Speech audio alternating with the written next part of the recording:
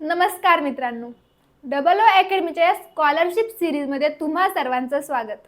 मित्रांनो, आपण नवोदय विद्यालयाकडून जी प्रवेश परीक्षा घेतली जाते त्या प्रवेश परीक्षेसाठी काही जुन्या प्रश्नपत्रिकेचा सराव करत आहोत. मग याआधीचे लेक्चर्स तुम्ही पाहिले असतील.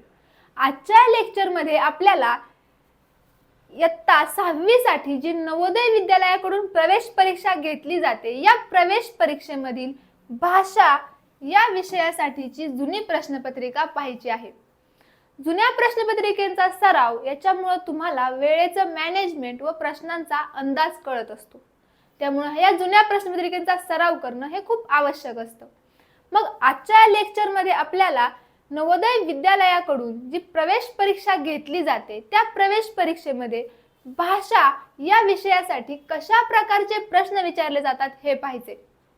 मग भाषा या विषयाच्या आधी आपल्याला जेव्हा ही परीक्षा द्यायची असते तेव्हा एकूण 3 विषयांवरती प्रश्न विचारले जातात. मग हे 3 विषय कोणते? तर पहिला म्हणजे मेंटल ॲबिलिटी टेस्ट, दुसरा अर्थमॅटिक आणि तिसरा लँग्वेज. ठीक आहे, आपल्याला एकूण 3 विषयांवरती ही प्रश्नपत्रिका सोडवायची आहे. ज्याच्यात पहिला विषय कोणता आहे आपला? Mental ability test, then arithmetic आणि तिसरा म्हणजे लँग्वेज. मग आजच्या लेक्चरमध्ये आपल्याला लँग्वेज या विषयावरती कशा प्रकारचे प्रश्न विचारले जातात हे पाहायचे. मग लँग्वेज या विषयावरती प्रश्न विचारताना जर विद्यार्थी हा लँग्वेज किंवा त्याचा पेपर हा मराठी माध्यमातून देत असेल तर या तिसऱ्या भागात तुम्हाला मराठी लँग्वेज मध्ये प्रश्न विचारले जातात. जर विद्यार्थी हा पेपर इंग्लिश लँग्वेज मध्ये किंवा इंग्लिश मीडियम मधून देत असेल तर त्या विद्यार्थ्याला हा पेपर इंग्लिश लँग्वेज मध्ये विचारला जातो. मग आता आपण मराठी मीडियम साठी ही एक जुनी प्रश्नपत्रिका आणि त्या प्रश्नपत्रिकेचा सराव बघणार आहोत. चला तर मग सुरू करूया. भाषा या विषयामध्ये तुम्हाला कशा प्रकारचे प्रश्न विचारले जातात. मग बघा, भाषा या प्रश्नपत्रिकेत आपल्याला 76 ते 100 या क्रमांकाचे एकूण 25 प्रश्न दिलेत. ही एक सराव प्रश्नपत्रिका आहे. मग त्या प्रश्नपत्रिकेत काय केले, आज आपल्याला काही सूचना दिलेत, त्या सूचना बघूया. तर भाषा या प्रश्नपत्रिकेत 76 ते 100 या क्रमांकाचे एकूण 25 प्रश्न आपल्याला सोडवायचेत. मग सुरुवात करण्यापूर्वी संपूर्ण प्रश्नपत्रिका वाचून काढण्याची आवश्यकता नाही. पहिल्या प्रश्नापासून प्रश्न सोडवण्यास सुरुवात करा. जर एखादा प्रश्न कठीण वाटला तर पुढचा प्रश्न सोडवण्याचा प्रयत्न करा. जर वेळ असेल तर कठीण प्रश्न तुम्ही सोडवू शकता. प्रश्नपत्रिकेतील या विभागात 5 उतारे आहेत. ठीक आहे, आपल्याला सूचना काय दिलेत? आपल्याला किती नंबरचे प्रश्न म्हणजे आपल्याला किती प्रश्न येणार आहेत? एकूण 25.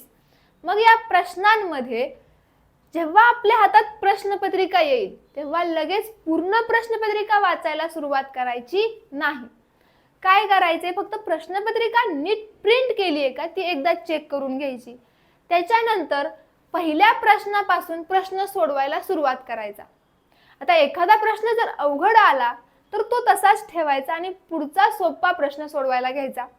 नंतर तुमच्याकडे जर वेळ शिल्लक राहिला तर तुम्ही तो कठीण प्रश्न सोडवू शकता. देन प्रश्नपत्रिकेतील या विभागात आपल्याला एकूण 5 उतारे दिलेले आहेत. या प्रत्येक उतार्याच्या खाली आपल्याला 5 प्रश्न विचारलेत. म्हणजे भाषा या विषयावरती जेव्हा आपण प्रश्नपत्रिका सोडवत असतो मित्रांनो तेव्हा पूर्ण उत्तरे आपल्याला प्रश्नपत्रिकेतच दिलेली असतात. आता यासाठी काय करणं आवश्यक आहे तर ते जे दिलेले उतारे आपल्याला काळजीपूर्वक वाचणं गरजेचे आहे आणि त्याच्या खालच्या प्रश्नांची उत्तरं लिहायची आहेत. मग उत्तरे लिहिताना प्रत्येक प्रश्नाला ठळकपणे 1, 2, 3 व 4 अशा अंकात 4 संभवनीय उत्तरे दिलेली आहेत. मग योग्य ते उत्तर निवडून आपल्याला आपल्या उत्तर पत्रिकेत ते उत्तर नोंदवायचं आहे. आता ह्या झाल्या काही उमेदवारांसाठी सूचना. मग बघूयात आता कशा प्रकारचे आपल्याला प्रश्न विचारले जाऊ शकतात.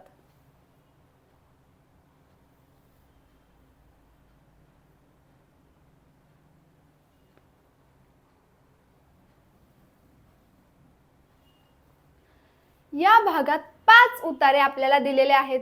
प्रत्येक उतार्याच्या शेवटी 5 प्रश्न दिलेत. प्रत्येक उतारा काळजीपूर्वक वाचा आणि त्यावर विचारलेल्या प्रश्नांची उत्तरं द्या. प्रत्येक प्रश्नासाठी 1, 2, 3 आणि 4 असे क्रमांक आपल्याला दिलेले आहेत, पण त्यातलं फक्त एकच उत्तर हे कसं असतं तर बरोबर उत्तर असतं. आणि मग ते बरोबर उत्तर आपल्याला निवडायचे आणि त्याला स्वतंत्र उत्तरपत्रिकेत लिहायचे. मग बघूया उतारा क्रमांक 1.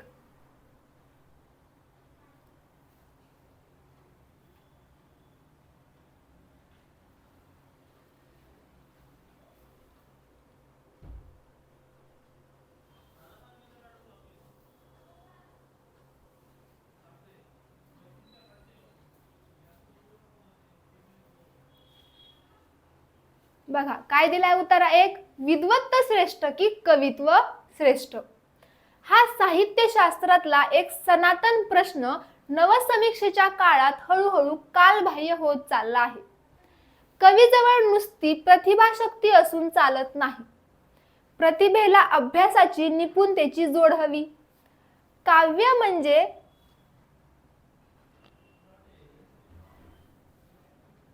काय दिलंय? काव्य म्हणजे 10% प्रतिभा आणि 90% घाम असे आम्हाला सांगितले जायचे. त्याच वेळी आम्ही समजून चुकलो की काव्य वगैरे करणे हे अत्यंत परिश्रमाचे काम असेल तर त्या वाटेने जाण्यात अर्थ नाही.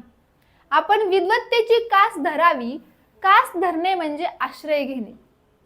म्हणून आम्ही विद्वत्तेचा आश्रय घेतला. तर आमच्या असे वाचनात आले की नुसत्या विद्वत्तेला कोणी विचारत नाही. केवळ विद्वत्त म्हणजे वृक्षपणा, रसिकत्वाचा अभाव. रसिकत्वासाठी कवित्व हवे. पुन्हा विद्वत्व की कवित्व हे प्रश्नचिन्ह आमच्या समोर उभे राहिले. तेव्हा आम्ही एकाग्र चित्ताने विष्णू शास्त्री चिपळूणकर, इथे काय झाले आपल्याला एक नाव दिले त्यामुळे हे लगेच अंडरलाईन करून घ्यायचं, कारण याच्यावरही आपल्याला प्रश्न विचारला जाऊ शकतो. मग काय नाव दिलंय? विष्णू शास्त्री चिपळूणकर यांचा विद्वत्त आणि कवित्व हा दीर्घ निबंध वाचला. पण शास्त्री बुवांनी शास्त्री पठडीतला जो युक्तिवाद केला तो काही आम्हाला पचवता आला नाही. अंधुक अंधुक असे काही कळाल्यासारखे वाटले की कवित्व कितीही श्रेष्ठ असले तरी विद्वत्त हे हवेच. म्हणून आम्ही विद्याजनांच्या विद्या संपादनाच्या मागे लागलो. कारण विद्या हे विद्वत्वाचे द्रव्य असते आणि विद्या हेच विद्वानाचे धन असते.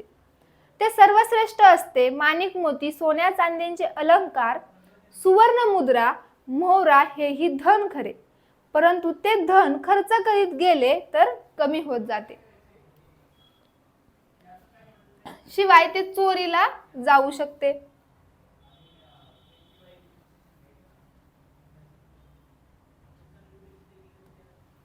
म्हणून धनवान माणूस केव्हाही निर्धन होऊ शकतो, पण विद्यारूपी धनाचे तसे नाही. ते सतत वर्धिष्णू असते, चोरीला जात नाही असे आमच्या गुरुजींनी प्राथमिक शाळेतच आम्हाला शिकवले होते. आता शिकवलेल्या संस्कृत सुभाषिताचा अर्थ काय? तर उतार्यात काय दिले आपल्याला? विद्वान आणि राजा यांच्यात श्रेष्ठ कोण? त्यांची तुलनाच होऊ शकत नाही. राजा हा स्वदेशातच पूज्य असतो, पण विद्वान सर्वत्र म्हणजे स्वदेशी विदेशी जगभर पूज्य असतो.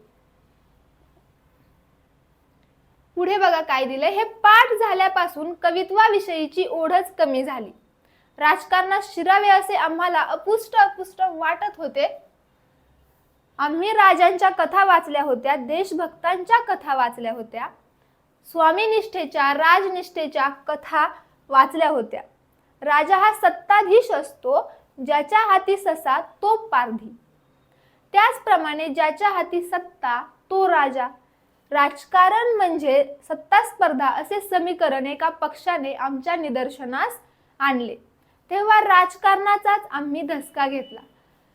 तेव्हा पुन्हा आम्ही विद्येची उपासना करीत विद्वत्त जोपासण्याचा प्रयत्न केला, पण सगळेच मुसळ केरात.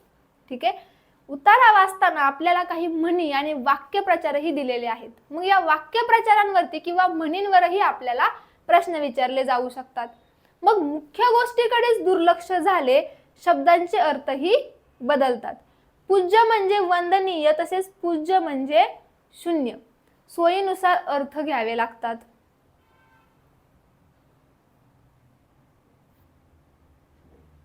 ठीक आहे, हा काय केलेला आपल्याला उतारा दिलाय. आता या उतार्यावरती कशा प्रकारचे प्रश्न विचारलेत बघूया.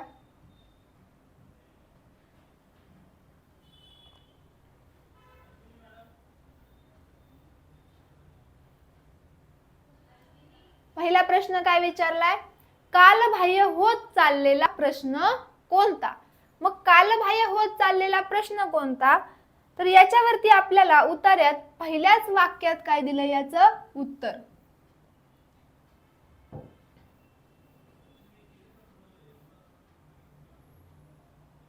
काय सांगितलंय, विद्वत्व श्रेष्ठ की कवित्व श्रेष्ठ. ठीक आहे, विद्वत्व श्रेष्ठ की कवित्व श्रेष्ठ हा साहित्यशास्त्रातला एक सनातन प्रश्न नवसमीक्षेच्या काळात हळूहळू कालबाह्य होत चालला आहे. मग कुठला प्रश्न कालबाह्य होत चाललाय, तर विद्वत्व श्रेष्ठ की कवित्व श्रेष्ठ. आपल्याला ऑप्शन काय दिलेत, विद्वत्व श्रेष्ठ की कवित्व श्रेष्ठ, साहित्यशास्त्रातील एक सनातन प्रश्न आणि प्रतिभाशक्तीच्या कार्यपद्धतीचा प्रश्न आणि नवसमीक्षेच्या काळातील प्रश्न. आता याच्यात आपल्याला काय विचारलंय, तो प्रश्न कोणता हे विचारले. मग जर उतारा वाचला तर आपल्याला हे दोन उत्तर बरोबर वाटू शकतात. पण प्रश्न काय विचारलाय की कालबाह्य होत चाललेला प्रश्न कोणता. तो कोणता प्रश्न आहे, तर विद्वत्व श्रेष्ठ की कवित्व श्रेष्ठ. हे काय झालं, आपला पर्याय क्रमांक 1 हे बरोबर उत्तर. नाव, विष्णू शास्त्री चिपळूणकर यांनी कोणता लेख लिहिला आहे. अगेन कोणता लेख लिहिलाय, ऑप्शन्स काय दिलेत, विद्वत्व की कवित्व, विद्वत्व श्रेष्ठ की कवित्व श्रेष्ठ, विद्वत्व आणि कवित्व, आणि कवित्व आणि विद्वत्व. मग आपण उतार्यात वाचलंय, विष्णू शास्त्री चिपळूणकर यांनी कोणता लेख लिहिला, तर विद्वत्व श्रेष्ठ की कवित्व श्रेष्ठ. ठीक आहे, आता प्रश्न क्रमांक 78, लेखक विद्या संपादनाच्या मागे लागले कारण. ऑप्शन्स काय दिलेत, कवित्व श्रेष्ठ असले तरी विद्वत्व हवेच, विद्वत्व श्रेष्ठ असते, शास्त्री बुवांनी सांगितले म्हणून की शास्त्री बुवांचे सांगणे पचवता आले नाही. ठीक आहे, मग लेखक विद्या संपादनाच्या मागे का लागले, तर उत्तरात काय दिलंय, शास्त्री बुवांचे सांगणे पचविता आले नाही म्हणून.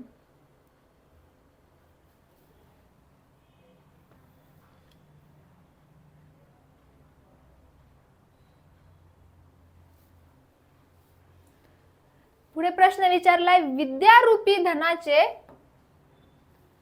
वैशिष्ट्य सांगा.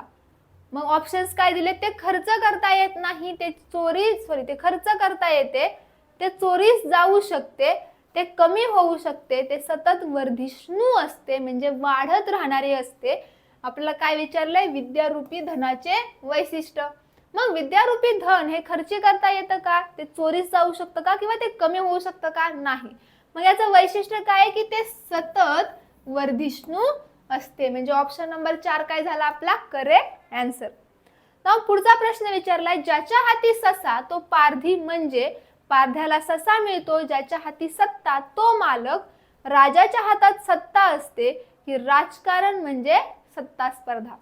मग ज्याच्या हाती ससा तो पारधी याचा अर्थ काय होतो की एक मन आपल्याला कोणत्या तरी गोष्टीला उद्देशून सांगितली आहे. मग ती कोणती गोष्ट की ज्याच्या हाती सत्ता तो मालक. ठीक आहे, म्हणजे आपला पर्याय क्रमांक 2 काय झाला बरोबर उत्तर. आता हा होता उतारा क्रमांक 1 आणि या उतार्यावरती आपल्याला 5 प्रश्न विचारले होते. आता असाच उतारा क्रमांक 2 काय दिलाय बघूयात.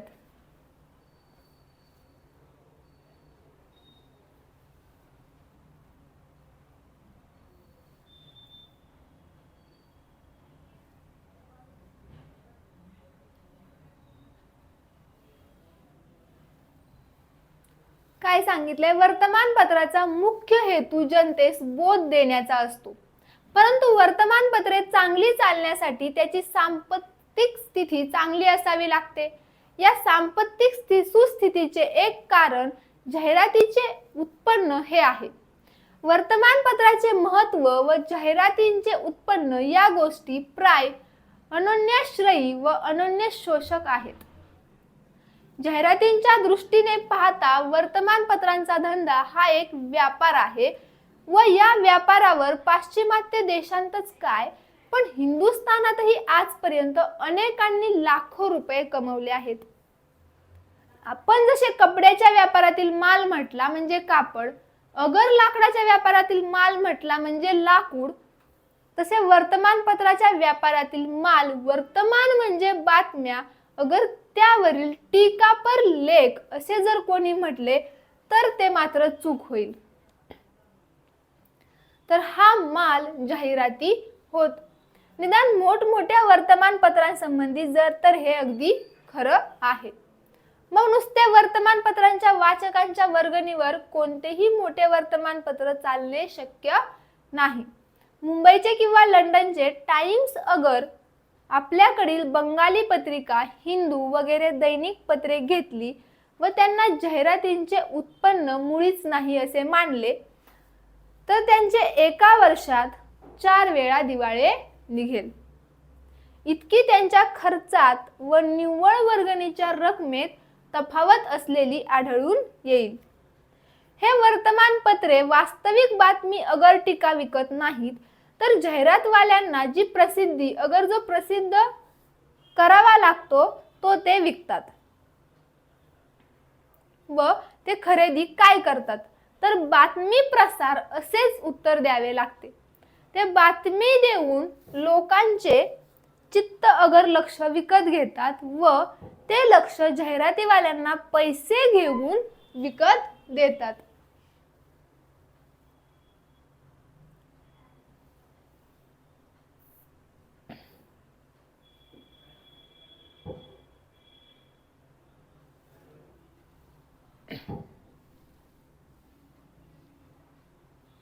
बघा, सकृत दर्शनी वर्तमानपत्रकर्ते बातमी विकतात असे दिसते, परंतु जंगी वर्तमानकर्त्यास बातमीचा व्यापारी म्हणणे आणि साखरेच्या व्यापाऱ्यालाही साल अखेर आपले बारदान विकतो एवढ्याच करिता त्यास साखरेचा व्यापारी न म्हणता बारदानाचा व्यापारी म्हणणे हे दोन्ही सारखेच असमंजसपणाचे होईल. ठीक आहे. आता याच्यावरती आपल्याला कशा प्रकारचे प्रश्न विचारलेत?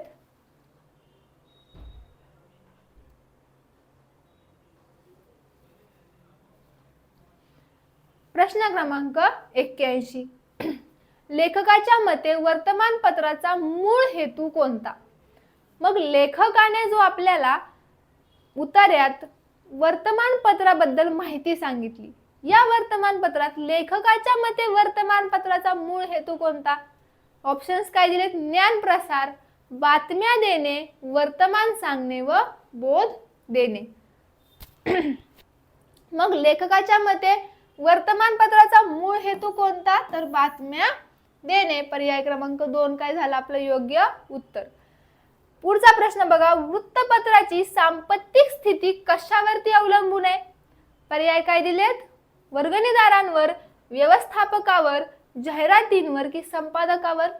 तर उतारा जर आपण नीट वाचला तर वृत्तपत्राची सांपत्तिक स्थिती ही कशावरती अवलंबून आहे? ऑप्शन नंबर 3 जाहिरातींवर. ठीक आहे. आपला करेक्ट आन्सर काय आलं? Option number 3. ना वर्तमानपत्राचा धंदा कसा आहे? ऑप्शन 1 जुगार, छंद, व्यवसाय आणि व्यापार. मग लेखक आपल्याला या उत्तरात काय सांगतो? वर्तमानपत्राचा धंदा कसा आहे तर व्यापार. ठीक आहे.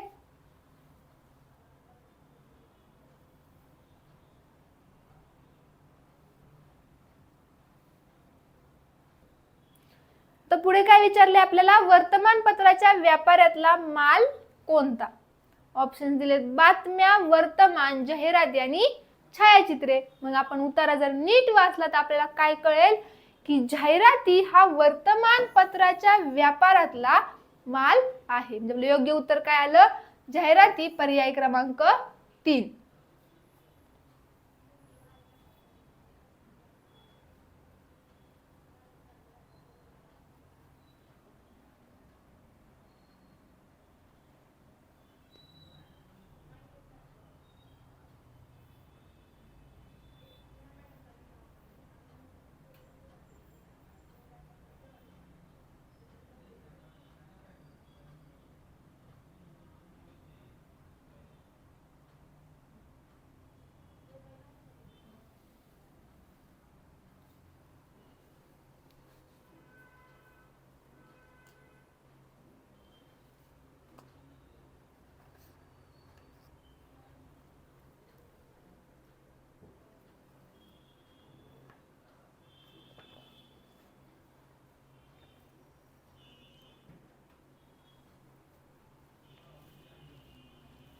आता उतारा क्रमांक 3. हे जे आपण 2 उतारे पाहिले आणि त्याच्यावरचे प्रश्न जे पाहिले, त्यात आपल्याला काय दिसतंय की या प्रश्नांवरती किंवा उतार्यातले जे महत्त्वाचे मुद्दे असतात याच्यावरती आपल्याला प्रश्न विचारले जातात किंवा प्रश्न विचारताना उतार्यातील क्रमानुसार प्रश्न विचारले जात नाहीत. मग बघूयात उतारा क्रमांक 3 काय दिलेला आहे.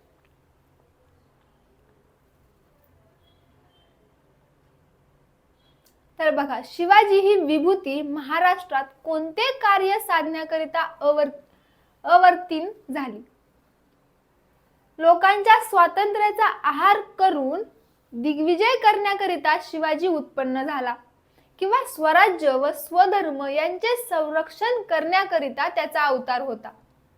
स्वराज्य व स्वधर्म यांचे संरक्षण करण्याचा उच्च उदात्त व पवित्र हेतू मनात धरून शिवाजीचे प्रयत्न चालले होते, हे सर्वत्र मान्य आहे. तेव्हा परकीय लोकांचे स्वातंत्र्य हरण करण्याच्या अर्थात एका नीच, दुष्ट व अपवित्र हेतूने प्रोत्साहित झालेल्या अलेक्झांडर, सीझर किंवा नेपोलियन, ठीक आहे, ते आपल्याला काही नावं दिली आहेत, अलेक्झांडर, सीझर किंवा नेपोलियन या दिग्विजयी पुरुषांशी शिवाजीची तुलना करणे अयोग्य आहे. धैर्य, शौर्य, पराक्रम, कर्तृत्व शक्ती इत्यादी गुणासंबंधाने शिवाजीशी या पुरुषांची तुलना केली असता चालेल, परंतु हेतूच्या पवित्रतेसंबंधी येथे विचार करावयाचा असेल तेथे या दिग्विजयी व दृष्ट पुरुषांची डाळ शिजणार कशी? तर इथं डाळ शिजणार कशी हे काय दिले आपल्याला? म्हण दिलेली आहे. अशा ठिकाणी स्वातंत्र्यार्थ खटपट करणाऱ्या पवित्र महापुरुषांचाच तेवढा प्रवेश होणं योग्य आहे. हॉलंडचा विल्यम दी सायलेंट किंवा युनायटेड स्टेट्सचा वॉशिंग्टन या पुरुषांची तुलना शिवाजीशी केली तर एक वार चालण्यासारखे आहे. आता पाश्चात्य महापुरुषांची तुलना केल्याने शिवाजीच्या महत्वाची इयत्ता ठरणार आहे असा प्रकार बिलकुल नाही. शिवाजीची योग्यता स्वयंसिद्ध आहे. अलेक्झांडर प्रमाणे शिवाजीने आपल्या स्नेहांसोबत्यास ठार मारले नाही. सीझराप्रमाणे आपल्या बायको सोडून दिलेले नाही किंवा बोनापार्टने जसा डफ डांगित्राचा अन्यायाने वध केला तसा शिवाजीने कोणाचा केला नाही. क्रॉमवेलने आयरिश लोकांस सरसहा ठार मारले त्याप्रमाणे शिवाजीने कोण्या प्रांतातील लोकांची कत्तल उडवली नाही.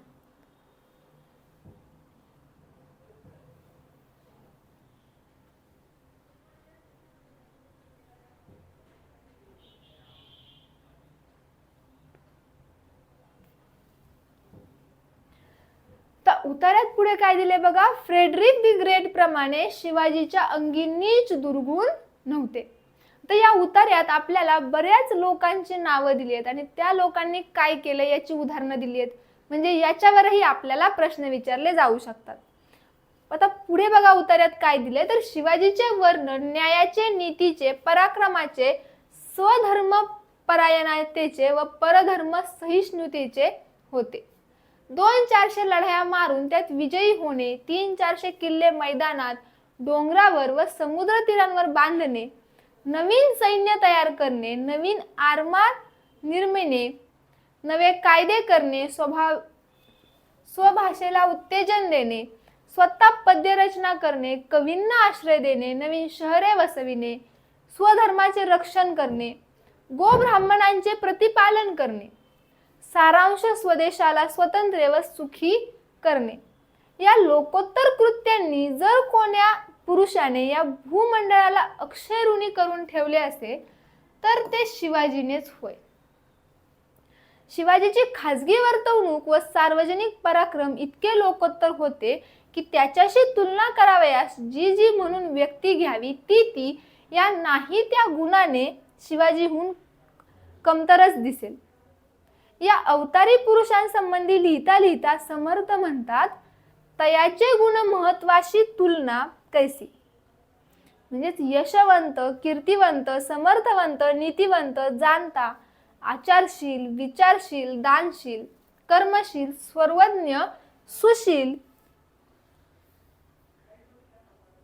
धर्ममूर्ती, निश्चयाचा महामेरू, अखंड निर्धारी, राजयोगी अशी कित्येक विशेषण हे शिवाजीला रामदासांनी लावली. निस्पृही व स्पष्ट वक्त्या अशा समकालीन ग्रंथकाराने हे गुणवर्णन केलेले आहे. हे लक्षात घेतले असता शिवाजीच्या अंगी असलेल्या ज्वाजल्य गुणांच्या यत्तेचा अंदाज सहजासहजी करता येतो व कित्येक इंग्रज व मुसलमान बखरकारांनी या महापुरुषाची निंदा केलेली पाहून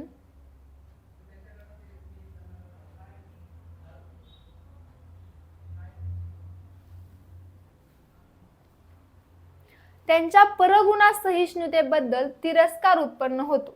त्यांच्या हृदयातील कुस्तीतपणाचा ठाव घेण्यास संधी मिळते. मग मित्रांनो, हा उतारा जर आपण नीट वाचला तर या उतार्यामध्ये शिवाजी महाराजांबद्दल माहिती सांगितली आहे.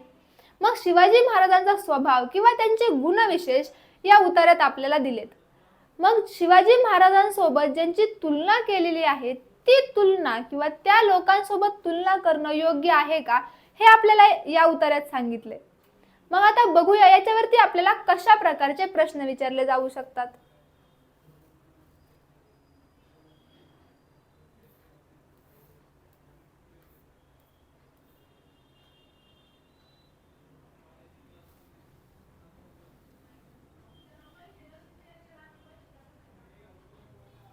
बघा, या उतार्यात निस्पृह, स्पष्ट वक्ता ही विशेषणे कोणासाठी वापरली आहेत. मग कोणासाठी वापरली आहेत? शिवाजी महाराज, वॉशिंग्टन, रामदास की नेपोलियन. मग निस्पृह आणि स्पष्ट वक्ता असा संत हे कोणासाठी वापरलंय तर रामदास. म्हणजे आपला पर्याय क्रमांक 3 काय आला? बरोबर. कोणते कार्य करण्याकरता शिवाजी ही विभूती जन्माला आली?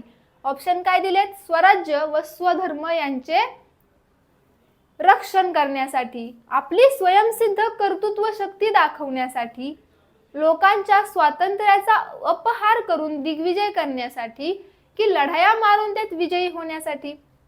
मग जर आपण उतारा नीट वाचला तर त्यात काय सांगितलंय की स्वराज्य व स्वधर्म यांचे रक्षण करण्यासाठी शिवाजी ही विभूती जन्माला आली. आता पुढचा प्रश्न विचारलाय, शिवाजी राजांचे लोकोत्तर कार्य कोणते? ऑप्शन्स काय दिलेत? स्वधर्म रक्षण, आरमार निर्माण करणे, किल्ले बांधणे, स्वदेशाला स्वतंत्र व सुखी करणे. मग काय दिले आपल्याला? स्वधर्म रक्षण.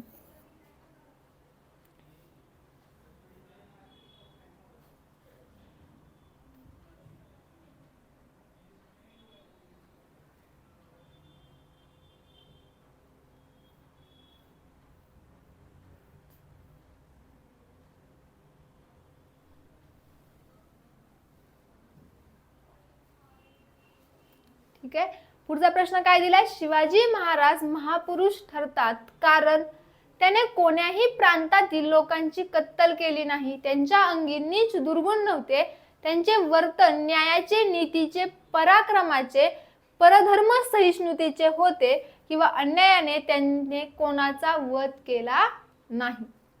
मग शिवाजी महाराज महापुरुष का ठरतात? कारण त्यांचे वर्तन न्यायाचे, नीतीचे, पराक्रमाचे, परधर्म सहिष्णुतेचे होते. म्हणजे आपला ऑप्शन नंबर 3 काय आला? Correct answer. नाव क्वेश्चन नंबर 90. पाश्चात्य वीरांशी तुलना करता शिवाजी राजा कोणत्या बाबतीत वेगळा ठरतो? तर शौर्य, हेतूची पवित्रता, पराक्रम आणि कर्तृत्व शक्ती. मग जर आपण उतारा नीट वाचला तर आपल्याला काय कळतं की शिवाजी राजा हे हेतूची पवित्रता या बाबतीत इतर दिलेल्या लोकांपेक्षा वेगळे ठरतात.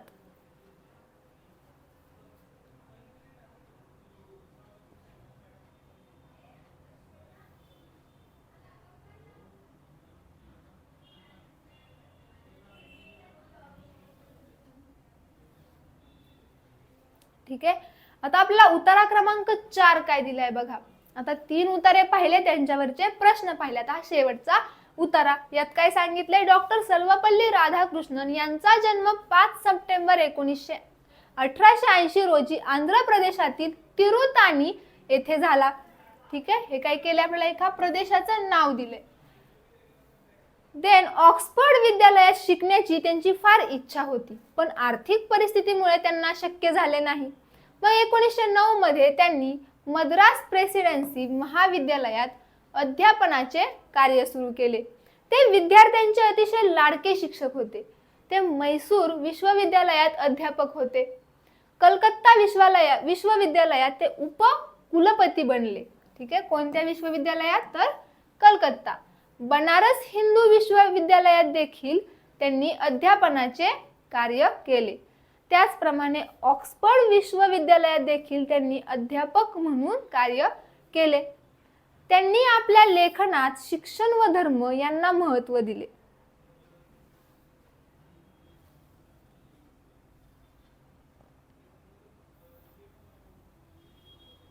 ठीक आहे.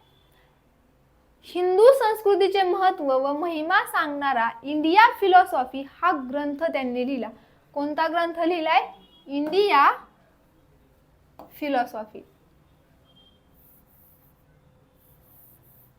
ठीक आहे. त्यांनी भगवद्गीतेचे भाषांतर केले. राष्ट्रीय स्वतंत्र आंदोलनात त्यांनी नेहरू आणि गांधी यांना साथ दिली. शिक्षकाबरोबरच ते एक कुशल प्रशासक देखील होते. त्यांनी अमेरिकेत गेलेल्या प्रतिनिधी मंडळाचे नेतृत्व केले. मग 1948 मध्ये त्यांनी युनेस्कोचे संचालक पद, तर 1952 मध्ये ते स्वतंत्र भारताचे पहिले उपराष्ट्रपती म्हणून निवडून आले.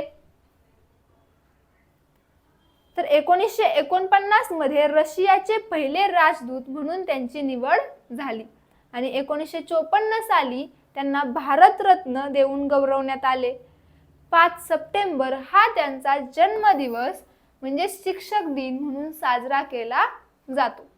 मग मित्रांनो, आपण हा उतारा जर नीट वाचला तर या उतार्यात आपल्याला डॉक्टर सर्वपल्ली राधाकृष्णन यांच्याबद्दलची माहिती दिलेली आहे. मग बघूया त्याच्यावरती प्रश्न कशा प्रकारे विचारलेत.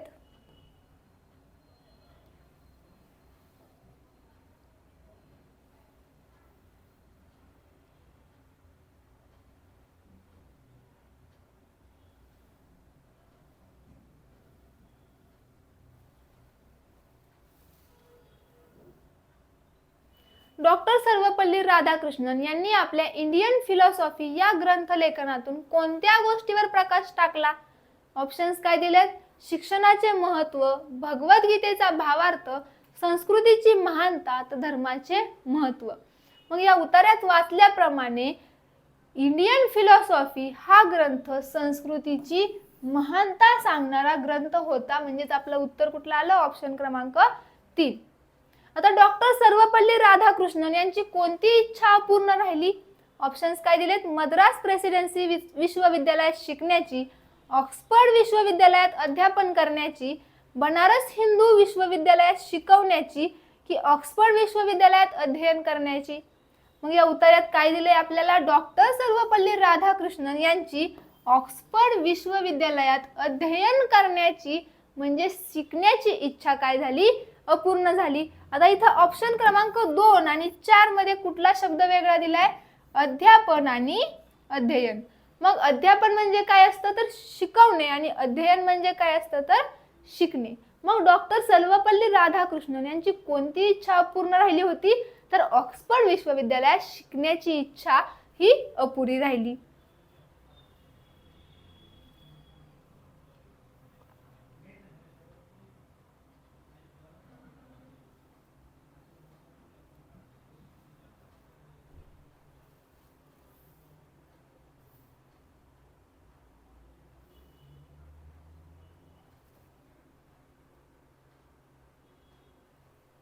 बघा, कोणत्या राज्यात सर्वपल्लींचा जन्म झाला? पर्याय काय दिले? तिरुतानी, कर्नाटक, तमिळनाडू आणि आंध्र प्रदेश. मग आपल्याला उत्तरात काय दिलंय?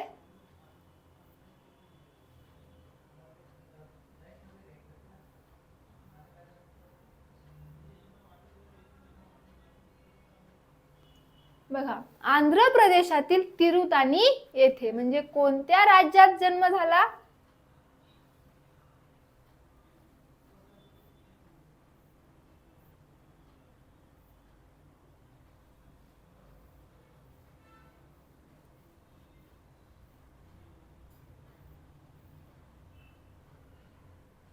तर आंध्र प्रदेश.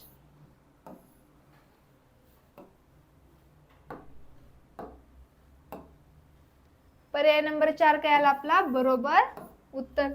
तर पुढे प्रश्न काय विचारला? युनेस्कोचे संचालक पद राधाकृष्णनना कधी मिळाले? मग युनेस्कोचे संचालक पद कधी मिळाले?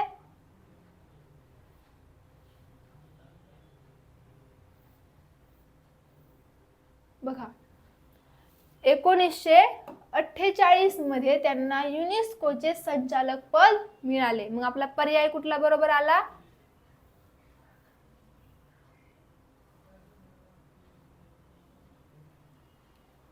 1948. ठीक आहे. पुढे बघा, खालीलपैकी कोणत्या पदावर राधाकृष्णननी काम केले नाही? उपकुलपती, पंतप्रधान, उपराष्ट्रपती आणि परदेशाचे राजदूत. मग उत्तरामध्ये काय दिले आपल्याला की पंतप्रधान या पदावरती राधाकृष्णननी काम केलेलं नाही.